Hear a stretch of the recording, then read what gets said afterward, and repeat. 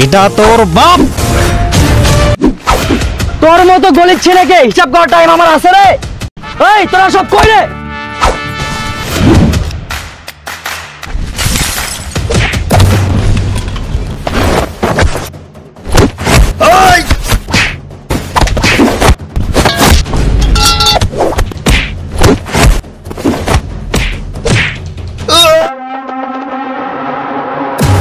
এই কাজের কি অবস্থা?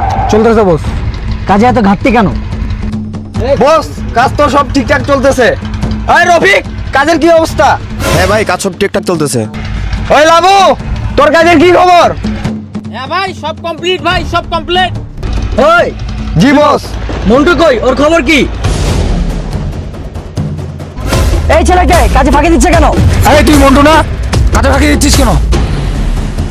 এই মন্টু থাম বেটা। কি হয়েছে ভাই? কি হয়েছে তোর তো সমস্যাটা কি? ভাই, দুদিন যাবত আমি খুব অসুস্থ ভাই। তুই বেটা সব সময় কাজে ফাঁকি দিচ্ছিস কেন?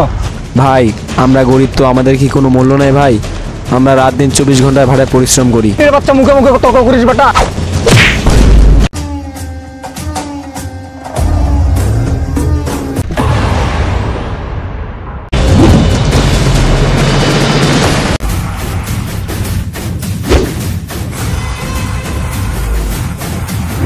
কে ভাই আপনি?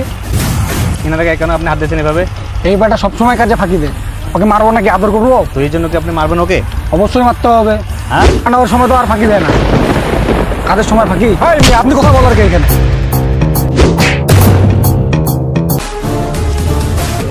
কার এত বড় সাহস আমার প্রতিষ্ঠানে ঢুকে আমার ছেলের গায়ে হাত দেয়? কে এসে? এটা তোর বাপ। তোর মতো গলির ছেলেকে হিসাব করার টাইম আমার আছে রে। এই তোরা সব কই রে?